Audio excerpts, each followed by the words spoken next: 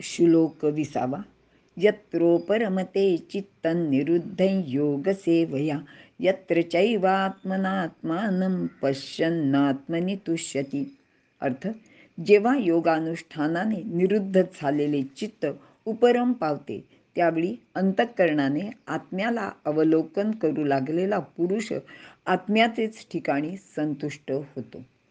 विवरण: ध्यानयोगात मनाला केवळ स्वरूपातच लावावे लागते.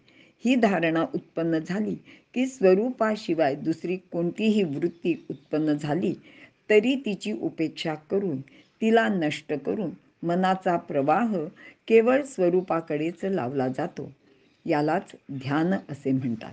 ध्यानाचे वेळी साधक स्वतःला ध्यान लावणारा मानून स्वरूपाशी तद्रूप होण्याचे वृत्तीला ध्यान असे म्हणतो आणि स्वरूपाला म्हणजेच आपल्या साध्याला ध्येय मानतो. या स्थितीत तीनही गोष्टी म्हणजे ध्येय, ध्यान, ध्याता वेगवेगळ्या असल्याचे लक्षात असते किंवा त्याचे वेगळेपणाचे ज्ञान असते आणि तोपर्यंतच त्याला ध्यान असे म्हटले जाते.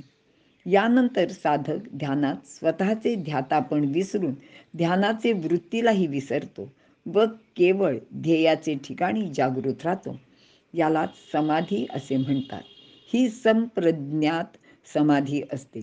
यावेळी ध्येय व ध्येयाचे नाव व नामीचा संबंध या तिन्ही गोष्टी असतात. यावेळी चित्ताची एकाग्रता साधलेली असते. ज्यावेळी ही नामाची स्मृती न राहता केवळ नामी म्हणजे ध्येयच शिल्लक राहते तेव्हा असंप्रज्ञात समाधी होते. यालाच चित्ताची निरुद्ध अवस्था असे म्हणतात. निरुद्ध अवस्थेची समाधी दोन प्रकारची असते, सबीज आणि निर्बीज. ज्यामध्ये संसाराची सूक्ष्म वासना राहते ती सबीज समाधी. या समाधीपासून सिद्धी प्राप्त होते. सांसारिक दृष्टीने ते ऐश्वर्य असते, पण पारमार्थिक दृष्टीने ते विघ्न असते. या सिद्धींना दुर्लक्षून त्यापासून उपरम म्हणजे निवृत्त झाले की निर्बीज समाधी होते, ज्या अवस्थेला निरुद्धम असे म्हटले जाते. ध्यानात इतर सर्व संबंधाशी विमुख झाल्याने एक विशेष शांती, सुख, समाधान प्राप्त होते. ते सुख संसाराच्या संबंध असेपर्यंत कधीही मिळालेले नसते. इतर कोणत्याही अवस्थेत मिळणाऱ्या सुखापेक्षा हे अलौकिक व विलक्षण असते, कारण त्यावेळी आपण आपल्या स्वरूपात आपलाच अनुभव घेत असतो व संतुष्ट आणि समाधानी होतो.